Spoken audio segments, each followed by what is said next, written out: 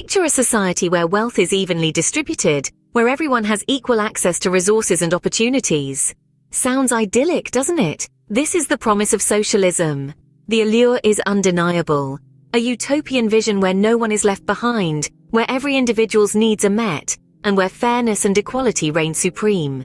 It's a vision of a world where the gap between the rich and the poor is bridged, where social justice is not just a dream, but a reality. It's about creating a society where the fruits of labor are shared equally, not hoarded by a privileged few. It's a world where everyone has a fair shot at success, regardless of their birth or circumstances. It's a vision that resonates with many, a beacon of hope in a world riddled with inequality. But as they say, the devil is in the details. The reality of socialism often falls short of its lofty promises, as we'll see in our next segment. Venezuela, once the wealthiest country in South America, now stands as a grim testament to the pitfalls of socialism. A land of abundant natural resources, particularly oil, Venezuela's economic tale is one of stark contrast. In the early 2000s, the country embarked on a socialist path, nationalizing key industries, implementing price controls, and pursuing wealth redistribution. On the surface, these policies promised to deliver equality and prosperity. However, the reality was far from it. The state control of industries stifled innovation and competition. The oil industry, the lifeblood of Venezuela's economy, suffered under the weight of mismanagement and lack of investment. As oil revenues fell, so did the country's income, leading to a vicious cycle of economic decline.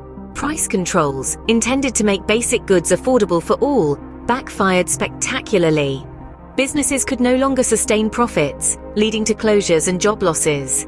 The result? Shortages of food and medicine, a problem exacerbated by the government's dwindling revenues and inability to import goods. Hyperinflation became the norm, eroding the value of the bolivar, Venezuela's currency. In a desperate bid to curb inflation, the government resorted to printing more money, a move that only accelerated the economic decline. For investors, the situation was nothing short of a nightmare. State expropriation of assets left many without their investments. The lack of economic stability and predictability, coupled with stringent controls on foreign exchange and capital, made the investment climate extremely hostile. Beyond the financial losses, the human cost has been immense. Mass migration, as Venezuelans seek better lives elsewhere, has become a tragic reality. The country's health system is in shambles, and basic amenities like electricity and water are often in short supply. Venezuela's descent into chaos serves as a stark warning about the dangers of socialist policies, especially for investors. It's a sobering reminder that while the promise of socialism may be attractive, the reality can be vastly different. In the end, the pursuit of equality and prosperity must be balanced with economic pragmatism and respect for the role of private enterprise. Now, some might point to the Nordic countries as successful examples of socialism, but is that really the case?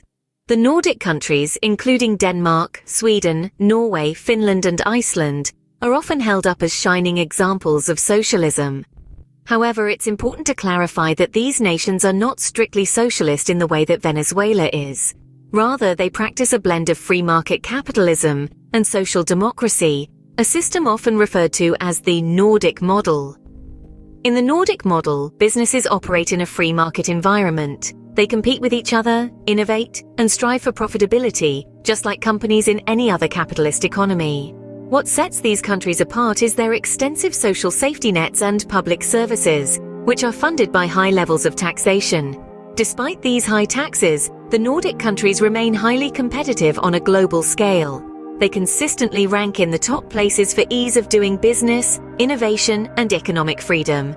They've managed to attract significant foreign investment, and their economies are home to globally successful companies, from tech giants like Spotify and Nokia to industrial behemoths like Volvo and Maersk.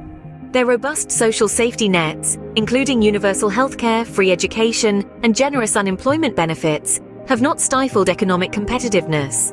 On the contrary, they have helped create a well-educated, healthy, and motivated workforce. But remember, this is not a free ride. The high-quality public services come at a cost, and that cost is high taxes. Nordic citizens pay some of the highest taxes in the world, but in return they receive a wide range of public services and enjoy a high standard of living. So is this socialism? No, not in the strictest sense.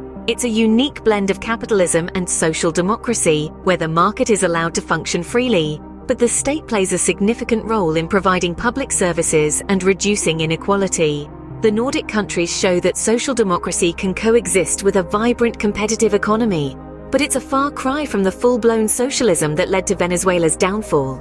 So, is socialism a good idea for society and for investors? The evidence suggests otherwise. Let's hark back to the points we've touched upon. We've seen how socialism, with its promise of equality and justice, has often led to economic instability. Venezuela, once a prosperous nation, fell into dire straits due to the nationalization of industries, price controls, and expropriation of private property. Investors, lured by the promise of a stable economy, saw their investments crumble as inflation skyrocketed and the economy collapsed. Moreover, the threat to private property under socialism cannot be understated. When the state has the power to seize private assets, it engenders uncertainty and fear among investors. The sanctity of private property is a cornerstone of a stable investment climate, and socialism by its very nature threatens this principle. Furthermore, the potential for societal collapse under socialism is a sobering reality. The Venezuelan example shows us how a socialist regime unable to provide basic necessities can lead to societal unrest and even collapse. Now, it's true that some countries like those in the Nordic region have had success with social democratic policies, but it's important to remember that these are not purely socialist countries. They balance social policies with a strong commitment to free market principles, which helps maintain stability and prosperity. While the allure of socialism can be strong, the realities are often harsh, especially for investors. It's crucial to understand the risks before jumping on the socialist bandwagon. We hope this video has given you a deeper understanding of socialism and its potential impacts. There's a world of information out there waiting to be explored. Let's not stop here. Dive deeper, engage in informed discussions, challenge your perspectives, and remember, your political choices can have profound effects on your investment strategies. So be wise, be informed, and make decisions that best suit your goals. Thank you for watching. Don't forget to like, share, and subscribe for more insightful content.